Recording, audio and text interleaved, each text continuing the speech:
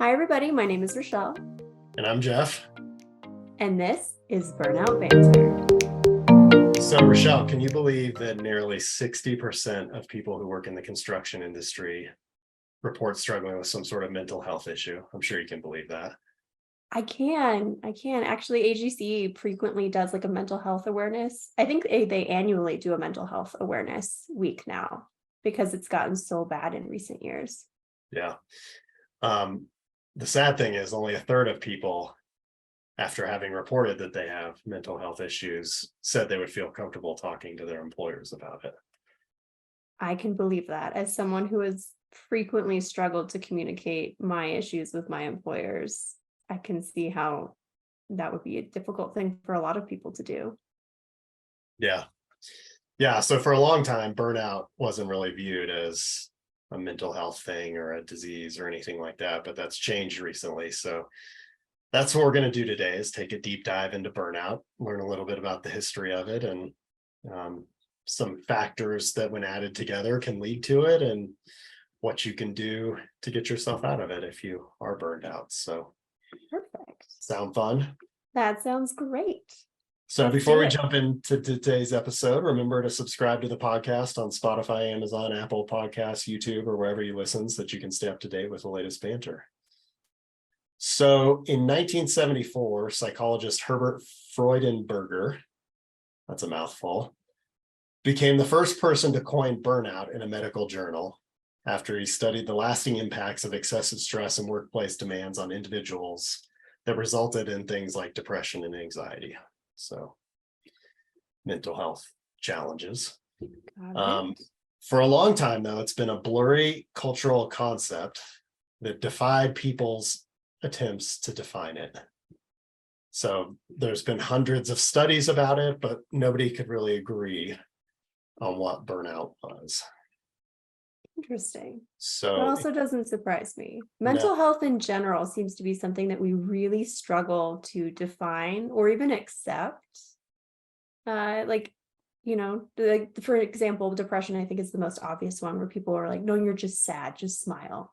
yeah, Right. Because we just don't understand, especially if you don't feel it yourself.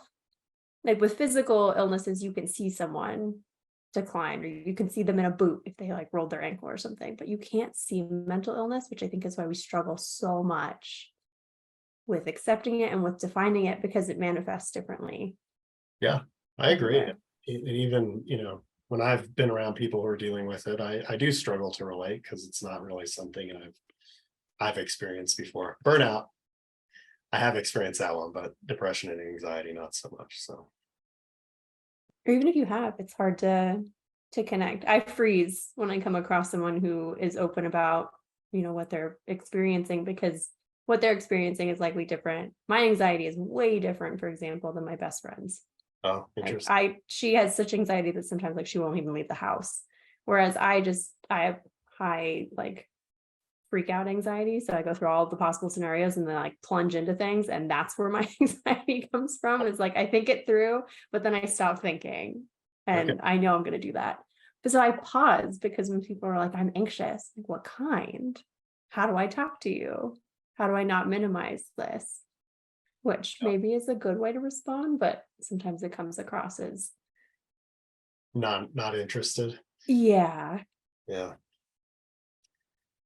So in May 2019, the World Health Organization actually defined burnout and stated that they believe it should be considered a disease in their newest version of the International Classification of Diseases, which sounds like a really fun read. that sounds like something that would kick my anxiety into gear. Sounds like something I would read if I wanted to go to sleep. Yeah, absolutely. And have nightmares. So they define it as a syndrome conceptualized as resulting from chronic workplace stress that has not been successfully managed. Interesting. Uh They don't say who successfully managed it. yeah, there's some vagueness in this that I'm struggling with.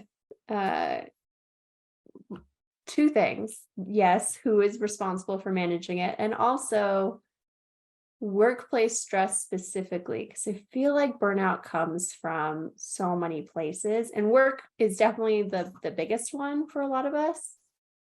But our personal lives can go so off the rails, and if that combines with other things, it's going to burn you out very quickly. So it's interesting to me that they specifically included workplace and didn't just say chronic stress. Yeah, they were very, they even went so far as to point out that it should not be used or applied to describe experiences in other areas of your life. Do they say why? I didn't do that much research, but mostly because I don't agree with it. Fair. Maybe Okay, something I'll research more about it.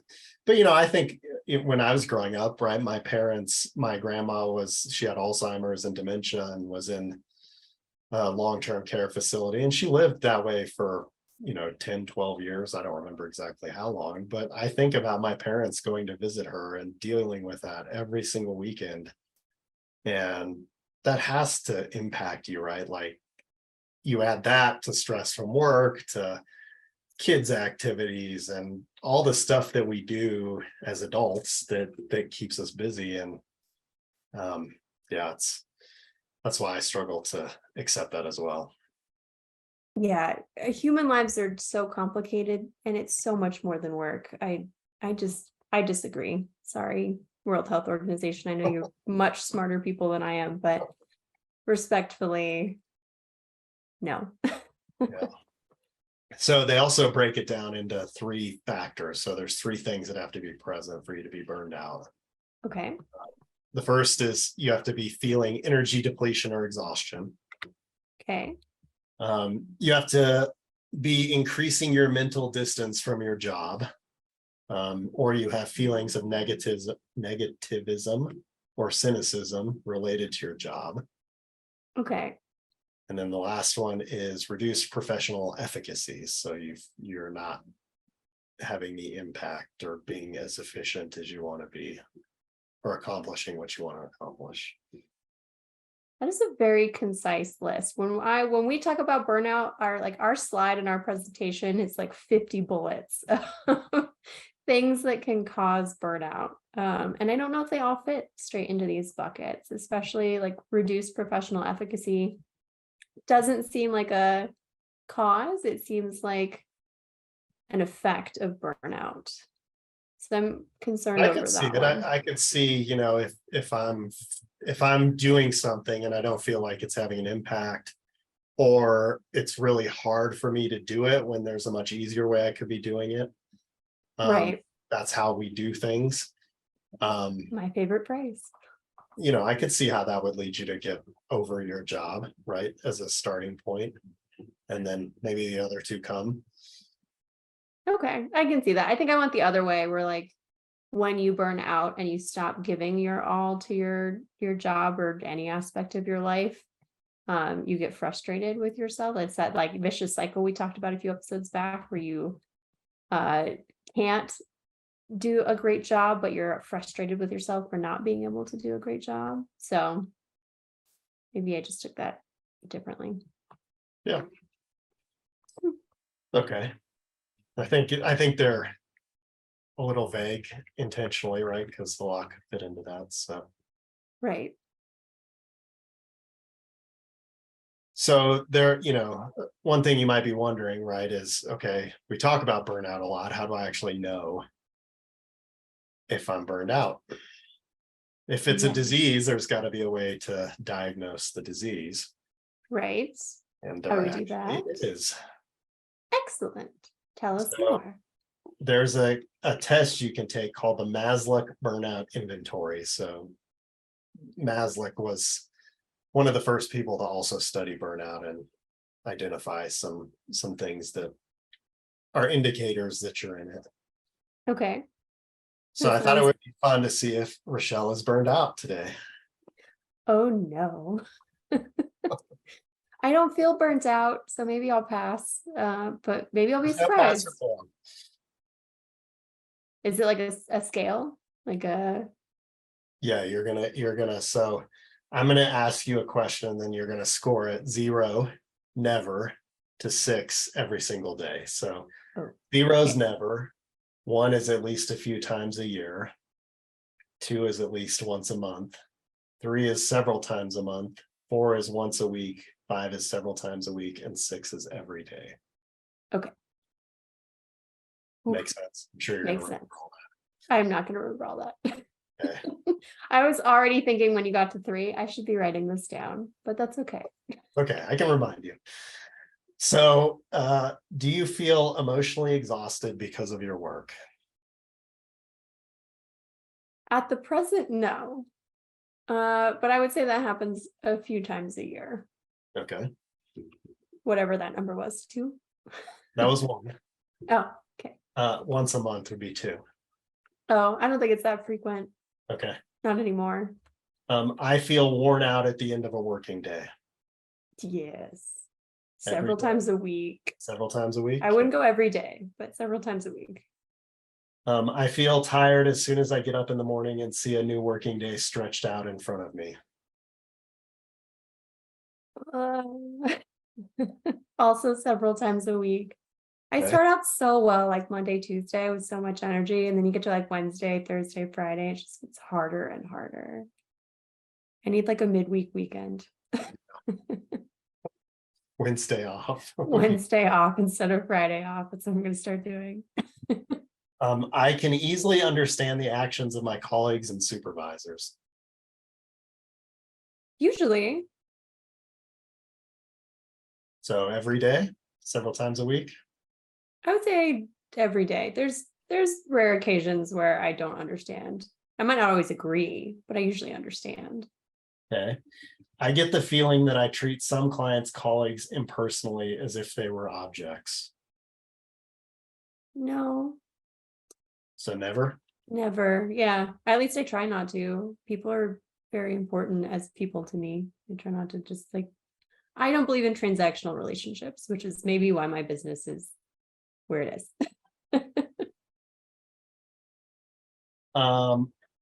Working with people the whole day is stressful for me. Yes, every day. Not that I don't enjoy the people I work with, but we've talked about being introverts and my battery just dies. Okay. I deal with other people's problems successfully. Yes, frequently. I'd say most of the week. I wouldn't give that every day because sometimes that would mean I'm a perfect human and I'm not a perfect human. I feel burned out because of my work. This one's a bit on the nose. Yeah. Maybe once a month. Okay. Like it depends. I cycle. I will not lie to anybody and say I figured out the burnout thing and I've never burnt out again. But I cycle a few times a year when things get really rough. So Okay. on average, we'll give that a once a month. Okay. Next is I feel that I influence other people positively through my work. I try. I feel like I don't know if I can answer that one. But my clients are We're very asking if you appreciative. feel like you do, not if you do.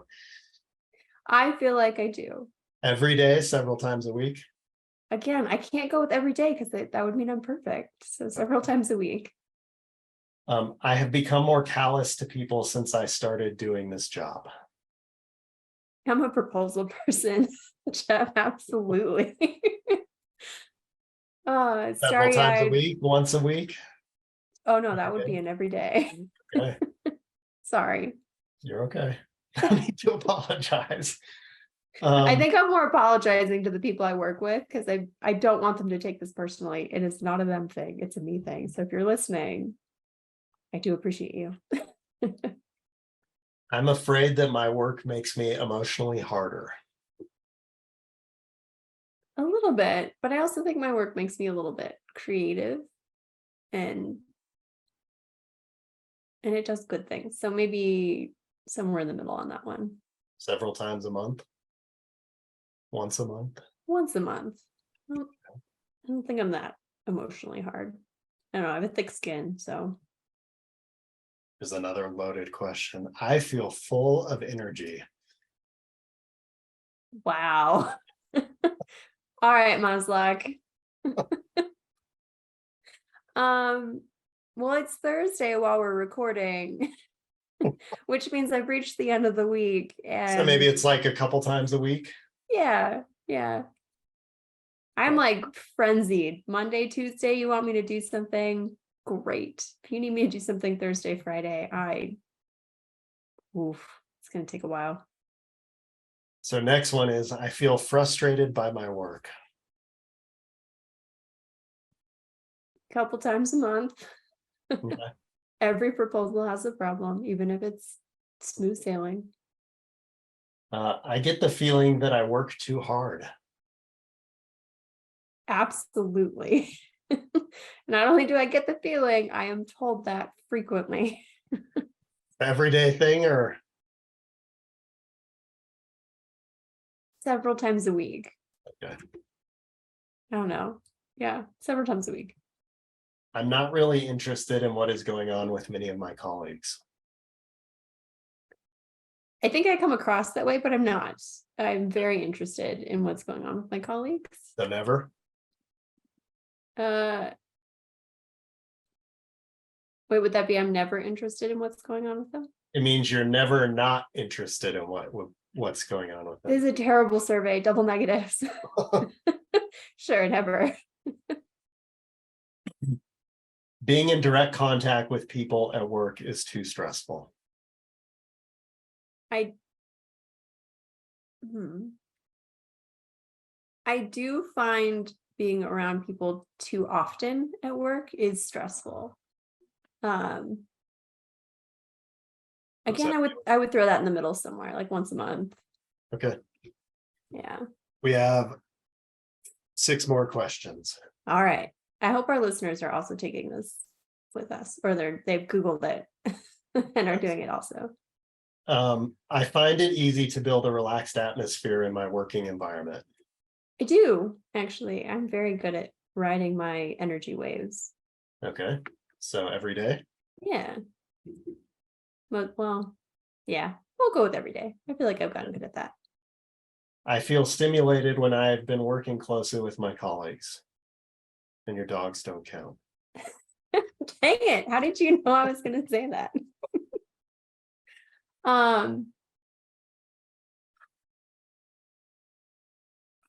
I work better on my own. I feel most fulfilled when I have taken the input from my colleagues and done what I need to do with it. So again, sorry to my clients. This sounds really bad, but no, I do not feel most stimulated. So never? Or are there times when And there are times when like we jive, we have really good. So maybe a few times once a a year. month, several times a month, a few times a year? Once a month is probably. I have achieved many rewarding objectives in my work. I have.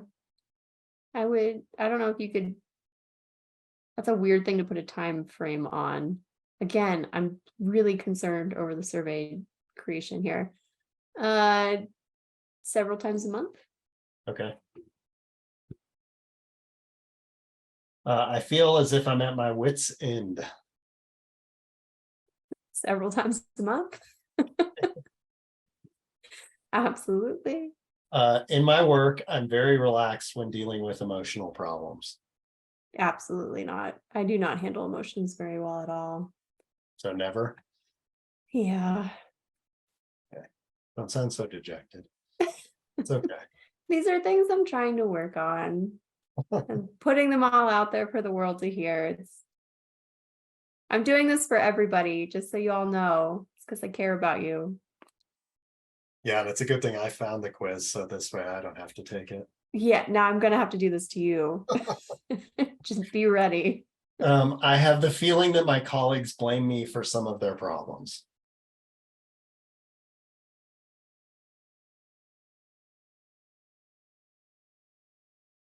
I don't think they blame me for anything.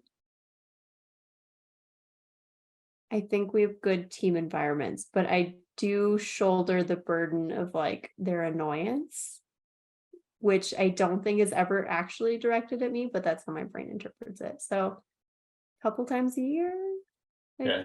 I feel that way. All right. So what you do with these, so you add up your score for questions 1, 2, 3, 6, 8, 13, 14, 16, and 20. Right. And your score is less than 17, you have a low degree of occupational exhaustion. And if it's higher than 30, you have a high degree of emotional exhaustion. And if it's in the middle, it's moderate. Okay. So yours was 32. Okay. So you are exhausted. I thought I was going to be in the middle. I thought I was doing really well. You're close to the middle. You're not too high. But No, I thought I was going to be like 20, 22. would have been good.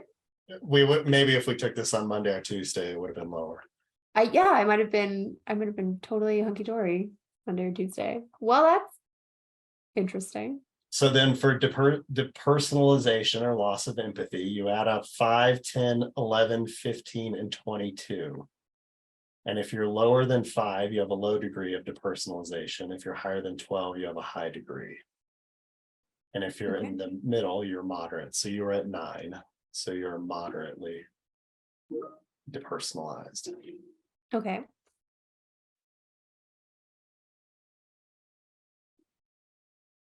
So then the last one is personal accomplishment. You add up 4, 7, 9, 12, 17, 18, 19, and 21. I'm reading these numbers for people who are taking this quiz with us, not that you care. No, I realized that afterward. If you're less than 33, you have a low degree of personal accomplishment. If you're higher than 40, you have a high degree of personal accomplishment. And you were at 32, so you're just slightly lower than. Man. So I thought I did good on that too. I'm over here like overachieving in my brain. Weird. Yeah. So we were talking about before we started recording that we were both feeling a little burned out. This is probably why. Yeah, no, I was trying to figure out if I am burnt out because I feel like I'm lagging and I feel kind of lazy. And you have now validated I am in fact not lazy. My body and my mind are just screaming at me to take a break. Ooh. Yeah, so they talk occupational exhaustion is typically connected to a relationship with work that's perceived as difficult, tiring, stressful. Personal accomplish is a feeling that acts as a safety valve and contributes to bringing about a balance if occupational exhaustion and depersonalization occurs. So if you're feeling like you're accomplishing a lot of really great things, it can offset the other two. Okay. So it ensures fulfillment in the workplace and a positive view of professional achievement. I'm trying to organize my thoughts around that because I feel like that is dangerously close to tying in this people who are really good at the work they do are just rewarded with more work. So do you get like or do you think you get kind of a personal high when you achieve something that you've worked really hard for, and that keeps you going longer, but eventually contributes to a deeper burnout? It's like a little sugar rush almost, and then you crash later. That's a good question. I mean, to me, I don't know what they would say about this, but to me, the sense is if you're getting accomplishment from what you're doing, it doesn't really matter what anybody else thinks. Right? Okay. Like if I feel good about what I'm doing, then I feel accomplished, and it can help me offset some of the other two areas. Okay. If I'm having issues in those two areas. I can see that. I'm just thinking like I turned in a really amazing proposal. I'm riding that high. It was creative. It was beautiful. The team did great. And I'm plunging in and saying yes to the next 3. And then I get into those and they're not as great as that other one. And now I'm slogging through 3 proposals that I probably shouldn't have said yes to in the first place because I should have just taken a break. I think what was interesting in your response, right, was that you associate the personal accomplishment with the delivery of the proposal. Right. And so you only experienced it maybe a couple of times a month. When I would guess if you broke it down even further than that, you're probably accomplishing great things along the way to get to that point where the proposal is kind of this great thing at the end. And maybe if you acknowledge those a little bit more, you might not feel so limited in that area. Okay. I'll have to report back on how that goes. Yeah. At the moment, I'm like, I created a really cool graphic, but everything else is just like standard. So there's nothing to get excited about. Yeah, and that's classic beating yourself up versus acknowledgement, right? If I'm being really hard on myself for what I haven't done, then I'm not celebrating what I have done, which is going to make me feel like I'm not accomplishing things when I really am. Exactly. Thanks for coaching. You're welcome. I needed a reminder. Because you're doing great things every day, right? You say so. Just kidding. Yes, I know. I'm doing great things every day. I know. So there are 5 profiles that are based off the results of this test or quiz or whatever you want to call it. Okay.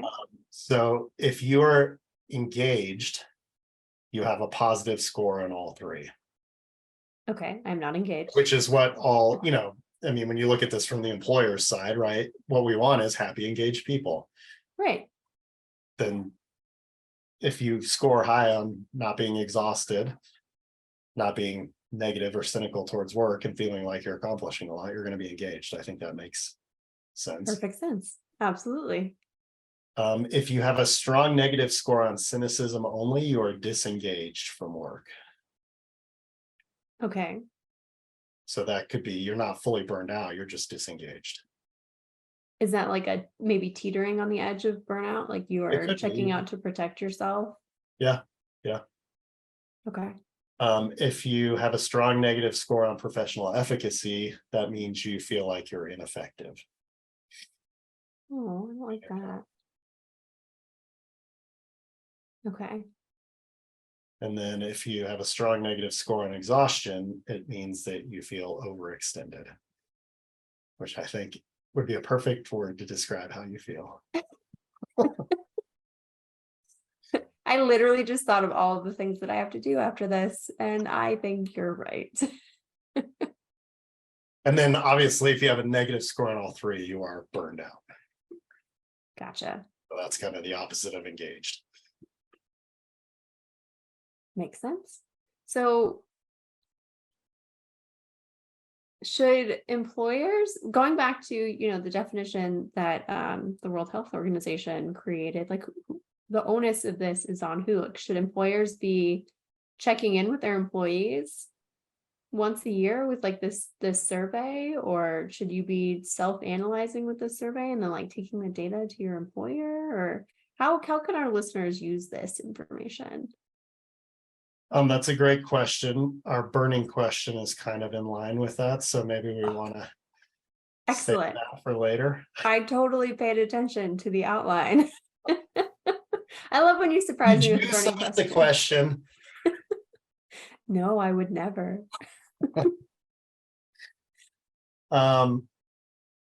Yeah, so we'll circle back to that in a second. Okay. Or if that works for you. That does. So next question is, I guess, like, what do we do with this information personally?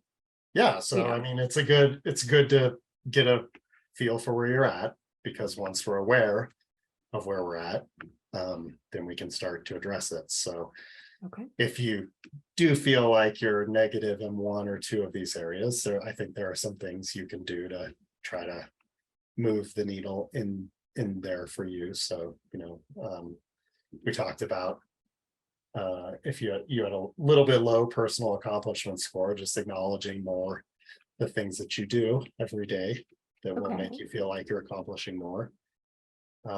If you're overextended, how can you maybe say no to a few things or take your to-do list and cross a few off? We have a whole episode on that. But going back really quickly to acknowledging yourself, like if you really struggle to do that, what's like a quick tip? Sorry to throw that at you. I think you kind of talked about like writing down things daily. But how can you just start training your brain to be more kind in acknowledging your accomplishments. Yeah, I mean, writing it down is probably the best thing you can do, and start with 1 or 2 a day and then build up to 5. And I guarantee you'll view your day differently than you did when you weren't doing it. If you're doing too much of the negative self-talk, we've talked about in the past, having a baby picture of yourself, Right. that try to talk to that baby like you're talking to yourself, and I bet you won't be able to. So yeah, just bringing some awareness to the fact that we actually all do a lot of great things every day. And the more we practice acknowledging, and the easier it gets. It's not easy to start, especially if you don't do it very often. No. It's hard. And yeah, so that's where the practice of just trying to find 2 a day to acknowledge yourself work, and starts to help you look for it, when you're not looking for it right now. Okay. If I And know I I'm gonna have to write down 5 of them, or I don't have to, but if I know I want to write down 5 of them at the end of the day, then I'm probably going to be looking for things during the day, and it's going to help me see them more than I would be otherwise. Right. My first instinct is to go for like the low hanging fruit. Like, I did get up today and I went to work. I had a choice not to, Yeah, but I absolutely. showed up. So Yeah, but that's just to throw that out there. yeah, that's a huge thing that you just said there, right? Because then we're going to caveat it, right? It has to be the big accomplishments. It doesn't. It can be if you accomplish something that you would consider a big thing for the day, you could acknowledge every step along the way that got you there, because it's acknowledging the baby steps that are going to give us the momentum and the motivation to keep going towards the bigger goal. Right. It's So kind getting of out of bed is something to yes. acknowledge yourself for, because some people don't. I have definitely chosen not to before. So it's a big thing. I just, for my proposal people, I think sometimes we don't see the forest for the trees, because our focus is on, like you said earlier, getting that proposal done, and we don't pay attention to all the little things that we had to do to get that proposal out the door. So And there are a lot of little things. there are so many little things from kickoff to submission that we should be acknowledging. So just wanted to throw that out there for those of you who are like me. Yeah. I need a little help with that mental shift. What else, Jeff? Well, so if you are burned out, say you get a negative score in all 3, some things you can do. Okay. Sometimes you can do this on your own. Sometimes you need help. So depending on how bad it is, sometimes, we may try to do some things on ourselves, but, it's not a bad thing to reach out and ask for help from people, whether it's your employer, like you mentioned earlier, or somebody else who can, maybe outside of your normal sphere of influence that you can talk openly to. Okay. So first thing you can do is prioritize self-care. Not selfish. Not selfish at all. You can shift your perspective on what you're experiencing. If you're looking at this as a bad thing that's happening, maybe how can you view what's good that's going to come out of it, or something like that helps you see things in a different light. We were talking about that before we started recording, also shifting your perspective to not look at what you haven't done, but what you have done. Yes. Which we also just talked about like 30 seconds ago, but that's just where my brain is. That's what I was just gonna say. I am showing all the signs of burnout. I'm just in denial. You can reduce your stress, right? Can you shift something so that you have less stress in your life? That's really hard to do. It is. First off, identifying your stressors, and then actually shuffling them off, because they're there for a reason, right? Like these things that loom over you. You don't just bring on stressors in your life just to spice things up. Well, and I think too, it's giving ourselves rest, right? If I am in a stressful situation, how can I give myself some rest so that I'm not just plowing through the stress and keeping it at a high elevated level the whole time I'm engaged in whatever I'm doing? So Right. I don't think maybe it's not even eliminating it. It's just finding downtime so that you aren't staying at that elevated level all the time. Some things can wait until tomorrow. That's what I'm trying to remember to tell myself.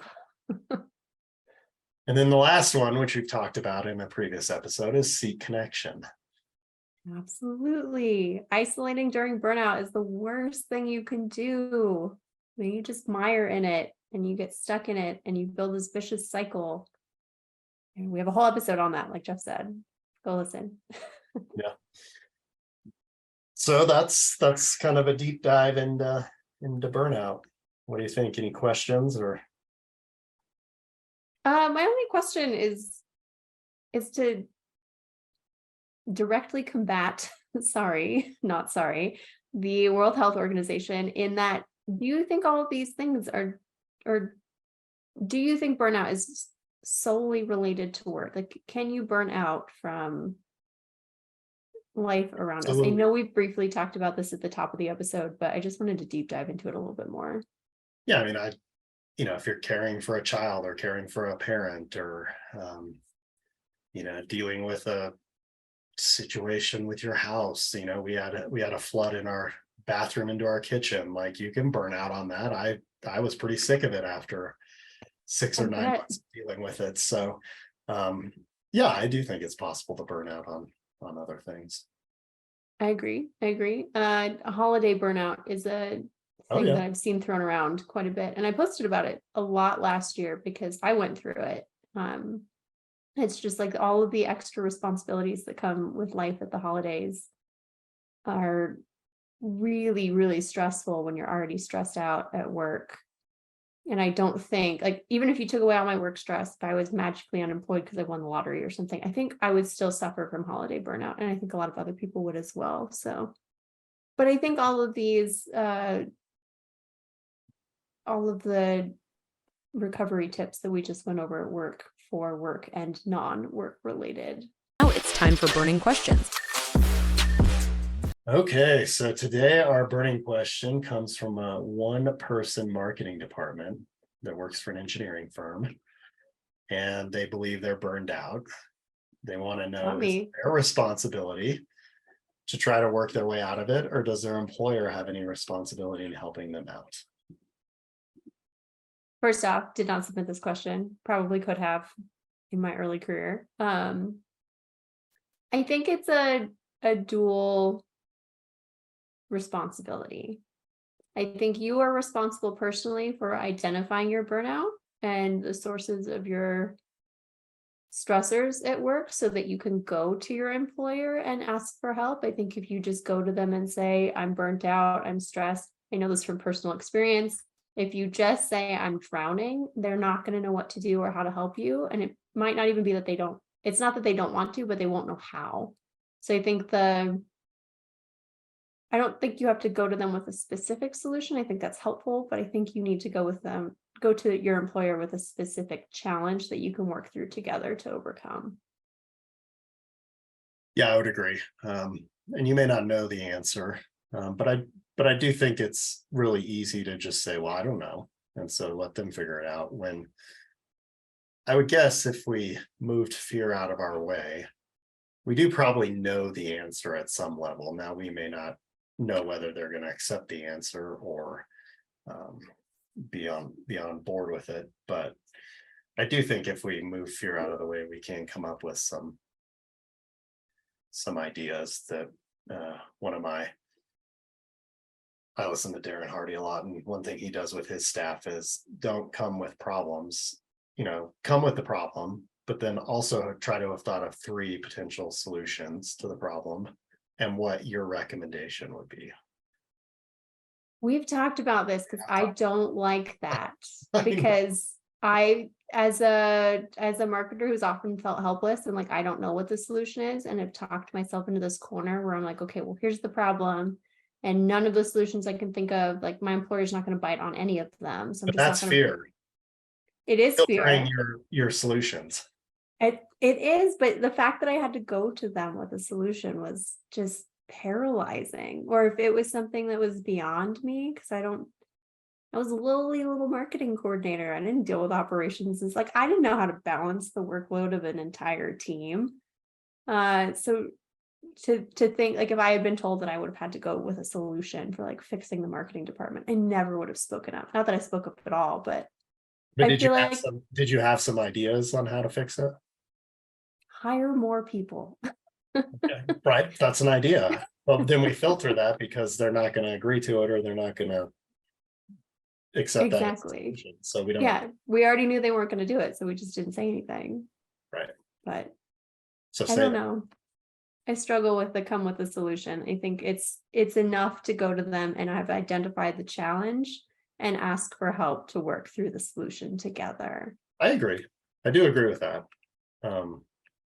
But I think just coming in, like you said earlier, I'm burned out. I don't know what to do. It's not That's going to get you anywhere. hard also, right? Because I don't know. I don't even know what that means. Right. Yes, I've heard the term burnout, but they haven't listened to, or unless they've listened to our podcast, they don't know what it means. Or like we said at the top of the episode, it manifests differently for everyone. Or like we went through the survey, are you disengaged burnt out? Are you overextended burnt out? Are you ineffective burnout? There are different solutions for each type. So Yeah, and then I think for the person, you do have to kind of reach some idea of what am I willing to accept in this situation, and put that boundary in place so that you can have the conversations, because you may not get what you want. And then, how are you going to protect yourself if the employer is not going to help you? right. And that's a good skill to have, whether it's at work or a family or whatever, right? How can we stick to our boundaries better? And even be aware of what our boundaries are, right? We talked about values in the first episode, which helps us define our boundaries. Exactly. I was just going to say, we've got a whole manual on that. Man, it's like we have a plan for this or something. We're trying to help y'all. Any final thoughts on our one woman marketing department, aside from I hope you get the help that you need as being burnt out? And please just at least bring it to your employer's attention. And I think for that individual, because they are a little bit isolated, finding something like SMPS or something where you can go talk to other people who are experiencing what you are, would be very helpful too, right? Find that community. Come to Pi. We want you. We're here for you. Yeah. Absolutely. All right. Well, I think we answered that. So a friendly reminder to our listeners, if you have a burning question, you can email it to us at burnoutbanter@gmail.com. And again, please remember to like or subscribe to our podcast on Amazon, Spotify, Apple Podcasts, YouTube, or wherever you listen, to make sure you never miss an episode. And thank you, Rochelle, for being willing to take that quiz openly and honestly in front of the world. Thank you for pointing out that I am burnt out. I'm going to go take a nap. All right. See y'all later. Bye, everyone. Bye.